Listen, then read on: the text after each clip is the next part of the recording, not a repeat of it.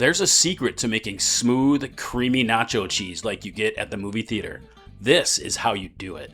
Use it on nachos, fries, burgers, hot dogs, whatever you're in the mood for. Let me show you how to make it. Get yourself a good-sized pan, heat it up to medium heat. Add 2 tablespoons of butter and 2 tablespoons of flour. And go ahead and stir this all together to form a white roux for about 2 to 3 minutes. Next, we add 1 cup of milk. Swirl it in. And we're gonna go ahead and just keep stirring until it starts to thicken up. After a couple minutes, you'll see that the sauce here is starting to thicken up nicely. The roux and milk give you a creamy base, and the cheese melts right into it, so the sauce stays nice and smooth.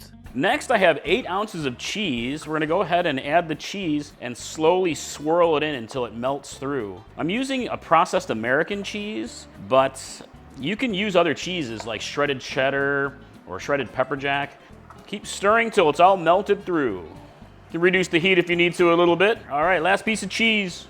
Now, here is the secret ingredients that we're gonna use to make the best nacho cheese ever. That is jalapeno juice. About 2 to 3 tablespoons or so to your preference. And this is gonna add a delicious spiciness and brininess. It's just gonna be amazing. Get it all incorporated, just keep swirling till it's all nicely mixed. It only takes about a minute or so, maybe a little longer. Gets even creamier. Add a pinch of salt if you think you need it. Stir to incorporate. Look at that, let's give it a taste. Yes, this is so creamy.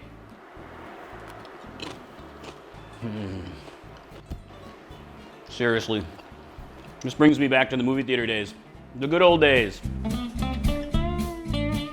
You can also print this recipe with full details at the website at chilipeppermadness.com.